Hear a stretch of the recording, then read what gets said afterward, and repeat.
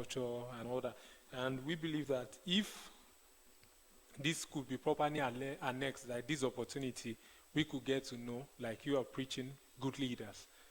And number two, we are working on a bill which after today, when we sit, we have some bills too that we know will be of direct benefits to Nigerians, which we will soon get to the floor of the Senate. We will request the support of NDI and other projects. And number three is the fact that the Nigerian Youth Parliament does not support with just mouth. You have seen us adopt the Not Too Young to Run. We will want in practical terms support the Not Too Young to Run. And we know that Biaga might not be able to do this all by itself. But we are very close. We have an opportunity. We have access to the National Assembly. We have access to knock on the door of our senators. So we would like to facilitate a campaign, a strategic campaign, whereby each parliamentarian goes into the office of his senator or our senator to explain the reasons and the benefits of this Not Too Young to Run bill. So these are more, and we have a youth development bill. These are bills that are coming up or putting to place. So when our members adopt it, then we would bring it to NDI. I hope we'll get partnership there. Yes, I think our doors are open all the time. One thing I should caution is that when we talk of partnership, for us, we go into partnership not necessarily because we're able to put money down for whatever you wish to do, but because we know we can strategically engage with you in a way that we help you achieve the goal that you've set to achieve. Now, in terms of the youth parliament, yes, we have a process by which we support groups. Now, if you make a request to us, and it's a request that we could support you in other ways, we would clearly establish that. I can tell you, every day we receive requests. Most of the time, it's requests about there are projects or activities to be done that requires money to actualize them. It is not like NDI has a pool of resources kept and it's waiting also for partners to come in. No. NDI, as a matter of fact, is also funded. Else, NDI, as a matter of fact, also bids to get funds to support groups. So, if at that point when you make your request, the funds are not there to support you, we do not say we cannot support you. We can look at other ways by which we support you. Now, what we do sometimes is, you're trying to do like a youth debate. I'm not sure that Nigeria has developed the expertise for carrying out some of those things. Now, if you require such assistance, it may not be that we put down money to say we're going to do it, but we can tap into the knowledge that's been established in other NDI offices around the world. Like the Not Too Young to Run bill or campaign that Cynthia talked about. It started out in Nigeria, but today it's becoming a global campaign. It's a global campaign already. The AU is going to launch it in June. Now, the AU is not asking anybody out there for money. They're relying now on YIGA to provide some of the information on how this thing works. And we're supporting them as well, because we're pulling from the knowledge that's been built around the world to support this process. The Vote Not Fight campaign I mentioned earlier on, when we launched it in Nigeria, after the Nigerian launch, Côte d'Ivoire came down to Nigeria to request for that same campaign. Niger Republic, ahead of the elections, also adopted the same campaign for their youth programs. So sometimes you have the opportunity also of selling the knowledge you have developed to your peers in other countries. Because for us, the support is not necessarily about just implementing one activity and it ends there. As you brightly mentioned, today you are here as a speaker Tomorrow, you might be the Speaker of a state assembly somewhere. So you already live with a knowledge that you've built over the years. And these are things that we want to see that disseminate around the country, and other young people can learn and bring it to the democratic process that we have. If we grow a culture of young people like you today, I'm sure it won't be too long, this country would all be the better place for all of us. So rest assured, our doors are open. Whatever support you need, just let's talk about it. We would not tell you we cannot do it, but we'll look for means to support you. That is But a again, concern. please, let it not just be that it has to be money we have to pay for or anything. If opportunities come as well, I can assure you, we can advise that, look, there are opportunities here that you can utilize. So I thank you so much, and welcome your partnership anytime. Thank you very much. Yeah. Thank you so much, sir. We are really grateful for having you, and we look forward to concretizing the partnership arrangement that we have here. As in, we'll get back to you. As in, we know your doors are always open, and you're very free. We'll get back to you very soon after this sitting, because we are going to deliberate on some things which we know that's going to be of high benefits to the Nigerian youth. Thank you, sir. Nice having you around. Thank you. Point of order, Mr. Speaker. What others?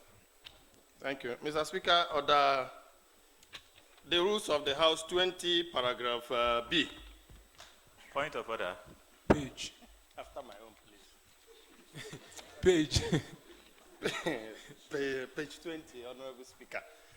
Point of order. Please, let him finish off with this.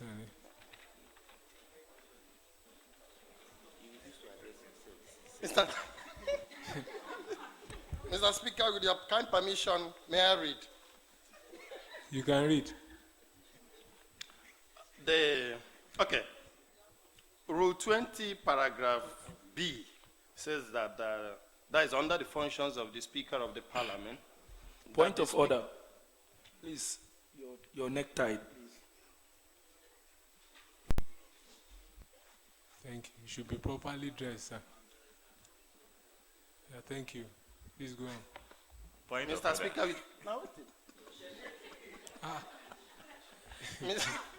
Mr. Speaker, with your kind permission, may I proceed? Yeah, please proceed. All right. So, B, that the Speaker shall be responsible for the observance of the rules of order in the Parliament and committees. And then, Mr. Speaker, we'll go to Order 17. Order 17, pursuant to Order 20, paragraph B, says that every member shall, at the commencement of each session, or as soon as he has taken his or her seat, enter his or her name and address, and also his address during the session, in a book to be kept by the clerk of the Parliament. Mr. Speaker, the emphasis is on shall, and then at the commencement of each session. Mr. Speaker, I also want to submit that I haven't seen this Honorable House observe this rule. Noted. Thank you. Thank you. Please, may we proceed, because we are pressed for time and people have not eaten. So please, as in, I would like to call on Youth Have Foundation. If you are here, please let us have you for some few moments, because we know we'll be doing some partnership, what's it called, we'll be having some levels of partnership with you, which is going to be streamlined to all other members in their various senatorial districts. So don't worry, it will be. And let me use this medium as she walks to the stage to announce to you that we just got a confirmation that the Speaker of the House of Representatives will be before this hallowed chamber on Wednesday by 3:30. I beg to tell you, this is the first in Africa. Then please, before she proceeds, or anybody that has a motion, should please direct it to Honorable Ibrahim Ayuba of Gombest. Please, you should direct it. He is presently acting as the chairman House Committee on Rules and Business. Thank you. Okay. Point. Okay.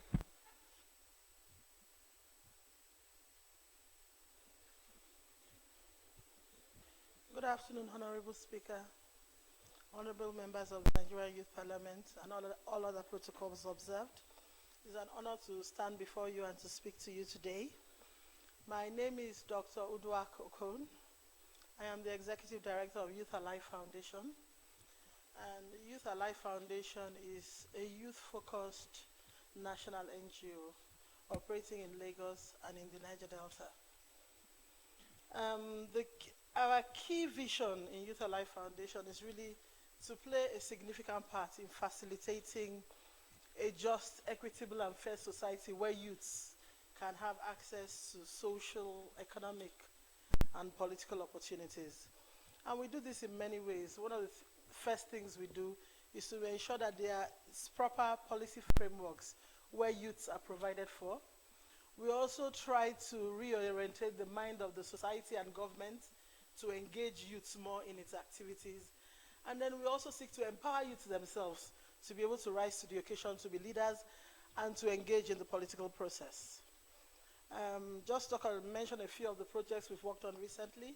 I don't know if any of us know about the 10% for Youth campaign we are running in the Niger Delta. We are advocating for laws that will commit and allocate 10% of the oil derivation fund to be used to set up an agency and a youth development fund so that it covers areas where youths can be empowered, like enterprise development, vocational skills, diversification from the oil sector, even social reorientation, and a whole variety of activities. And right now, that campaign is yielding fruits. Akwa Ibom State has had first reading, just passed second reading on the bill to establish AKYDF. We are already starting in Imo State, and we're going to other states in the Niger Delta. And the vision of that is that for states that receive so much money, there is no reason why any youth in the Niger Delta should be poor. There is no reason why any youth in the Niger Delta should not be empowered.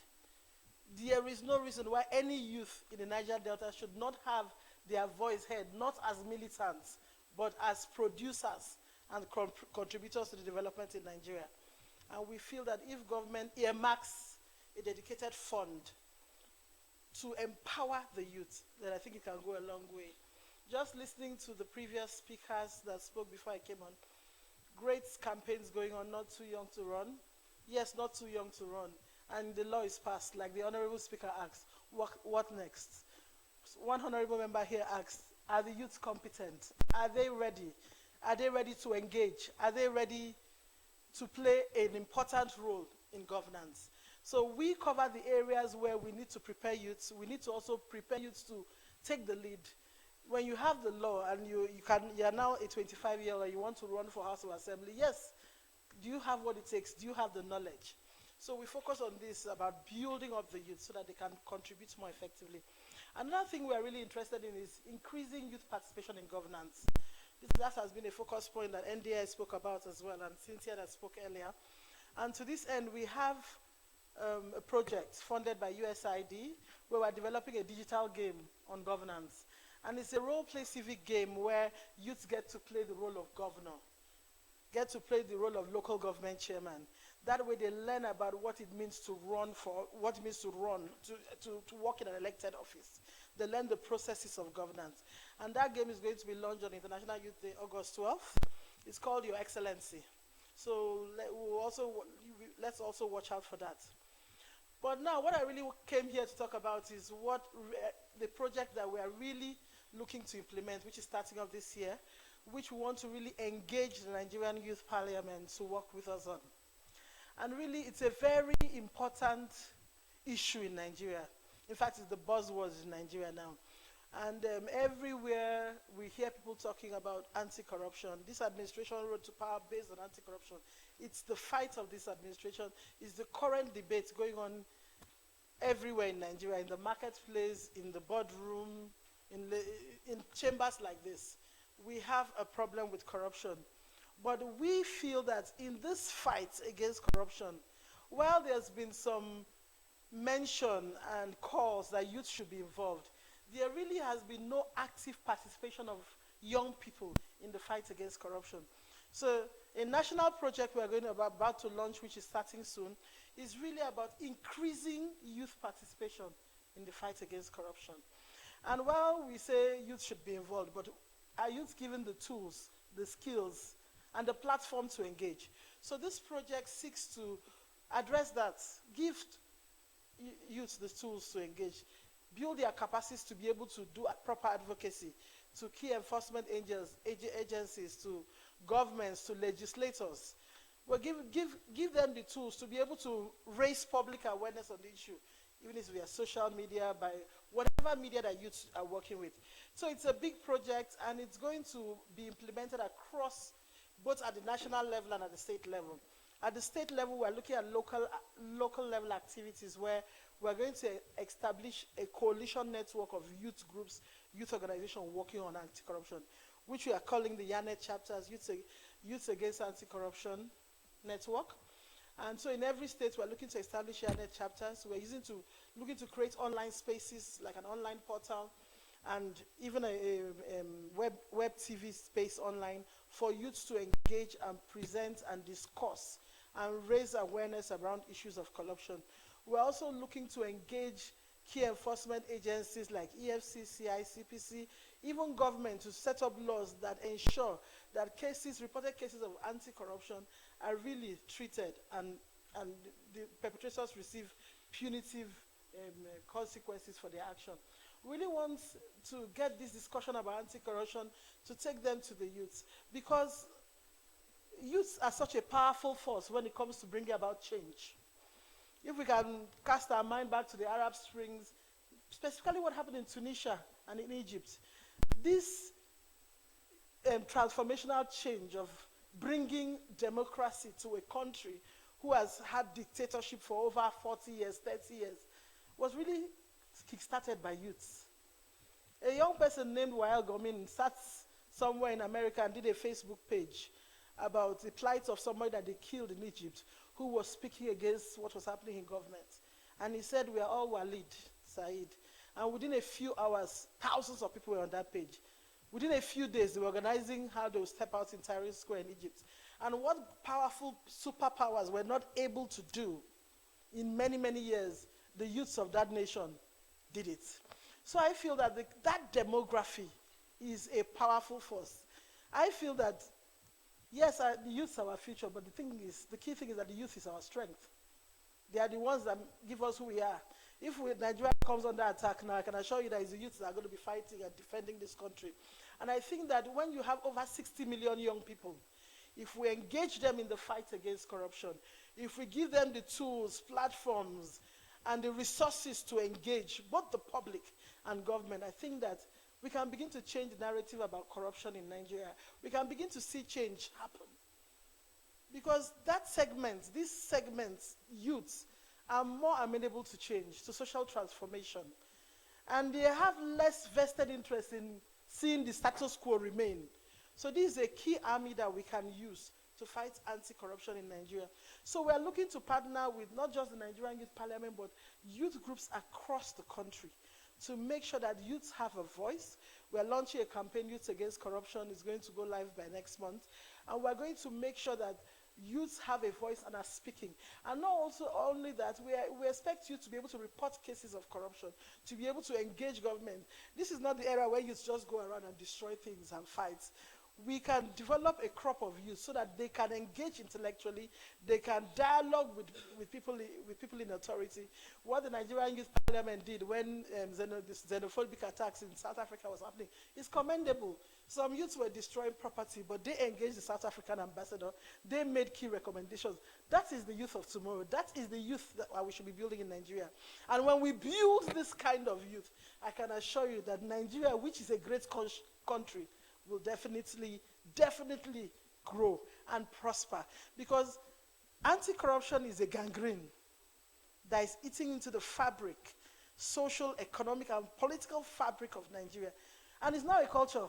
And all of us, even me, we are bought into the culture. It's endemic. It starts from children are being born and initiated into the culture every day. Parents pay to get their children admission into schools, pay for them, their exams to be sat for them. Of course, when they go to university, they pay lecturers to do their exams. It's a culture. And we are born into it, and we do it. All of us, even me. So now, for us to change that narrative and to begin to do something, there has to be collective deliberation. There has to be alliance building. And let us work together. Let's say, let youths begin to speak. And say, if we continue to go this way, what is going to happen to Nigeria? And I feel that the people, the key demography that has that power to make that argument is the youth of Nigeria. And that's one of the reasons we want to work very closely with the Nigerian Youth Parliament to ensure that all over across this country, by this time next year, anti-corruption will be a buzzword that even people, the government and perpetrators will be like, the youths are watching, the youths in Nigeria are watching. And it's a really detailed project which will engage with the Parliament subsequently on this. I'm aware that you will have time constraints, so I'm going to bring it to a close. I wanted to just give a general overview of who we are, what we do, and what we'll be doing going forward. Thank you very much.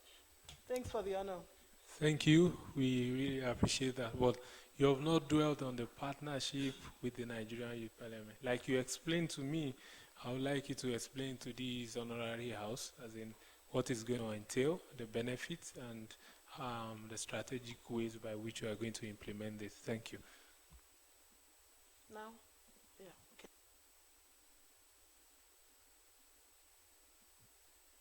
Your microphone, please. Okay, can you hear me now? Okay. So what we are partnering on different levels, different people, but our partnership with the Nigerian Youth Parliament is really strategic. They have a peculiar position, an advantage position, if you like, because they are recognized by the government. So that means Nigerian Youth Parliament they have legitimacy, they have credibility. Secondly, Nigerian Youth Parliaments are here to represent that great grand youth population that is out there. They are supposed to be the voices of youth, speaking for youth from 36 different states.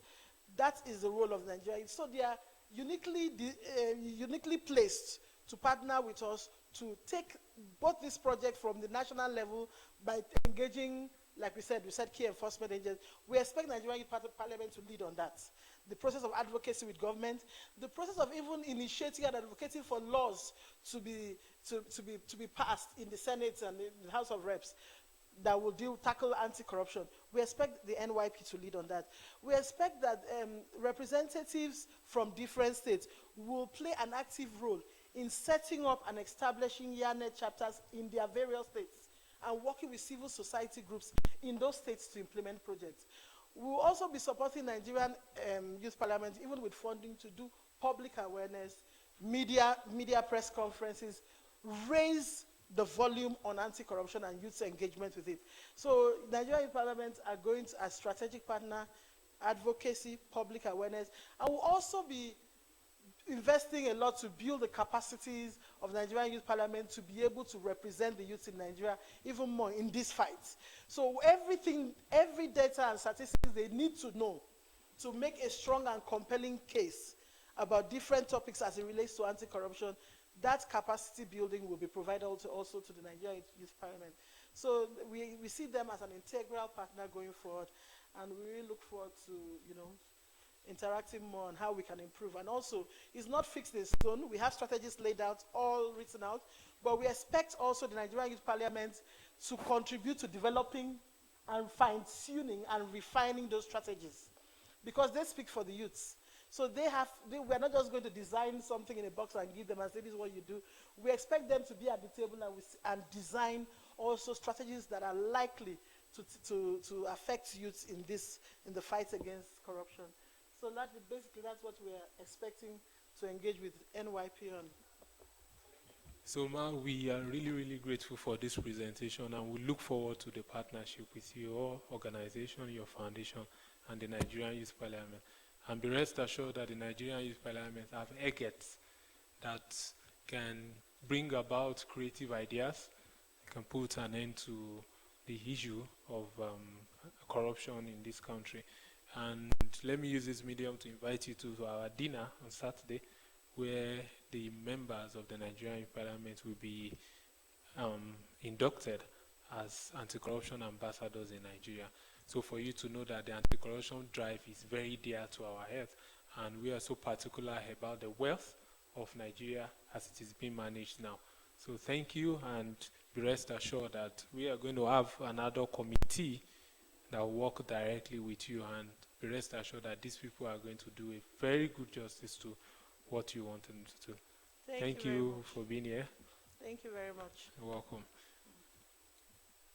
Distinguished parliamentarians, as she was about to start her presentation, we have some guests in our midst that came in. We would like to recognize, and those that came to observe our sitting, honorary observers, Honorable Zaitawa Mujahid, who happens to be the Special Assistant to the President of the Senate on local media, and his team, his strong team that in here in the House. He's with an entourage of the Senate President.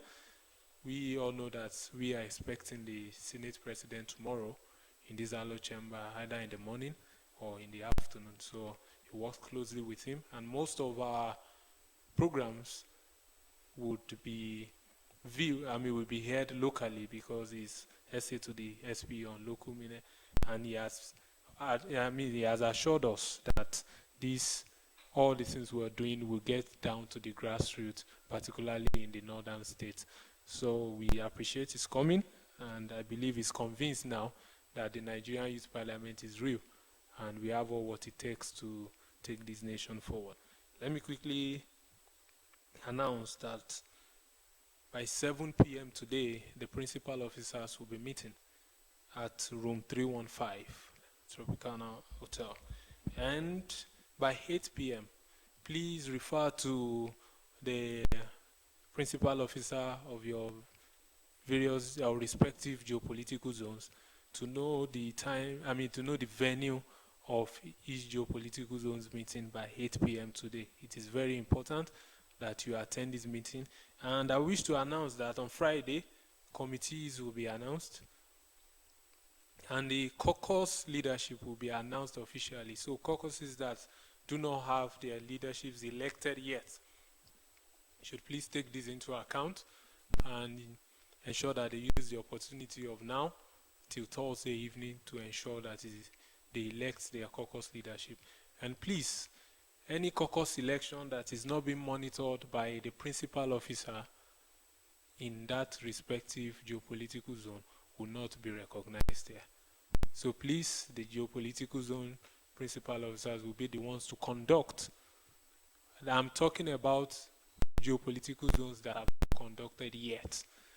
Others that have not conducted should please do same so that we can announce everything and we can all celebrate on Saturday as it is customary to the Parliament.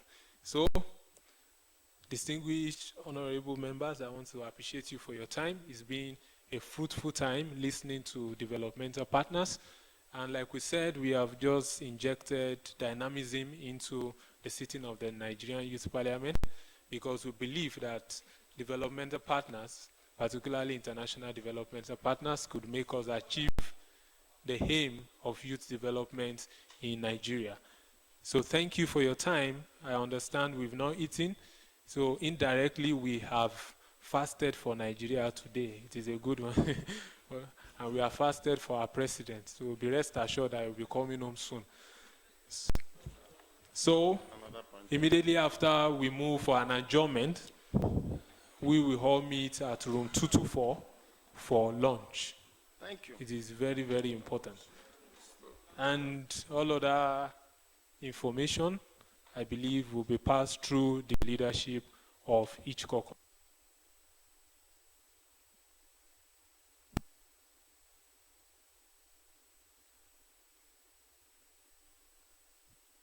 So, in everything we do, one of our members have told us to be strategic.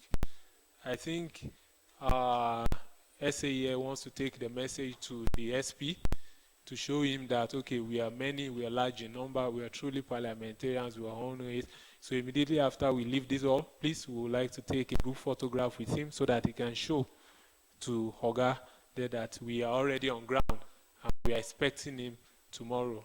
So, distinguished colleagues, I'm so grateful, and on behalf of the leadership, the principal officers, we want to say thank you for your time, for your contributions, for your questions, for your patience and tolerance, and we believe that we are on a good course to develop this nation.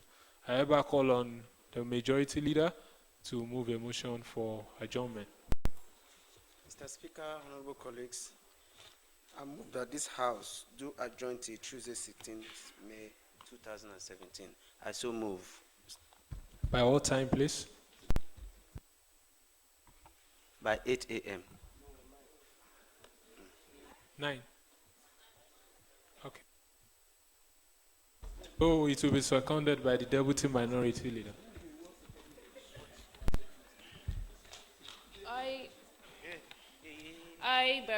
Honorable Barrister Nabudi Felili Karo, representative of Anambra South, move second the adoption or the adjournment of the sitting today to tomorrow, the 16th of May 2015. I so move. You so second, please. I so second. Thank you. Thank you. So if you are in support of the motion, in favor of the motion that says that we should adjourn this plenary session till Tuesday, 16th of May by 9 a.m., please say aye. Aye. And if you are against, say no. Nay. The ayes have it. The House is thereby adjourned till Tuesday, 16th of May, 2017 by 9 a.m.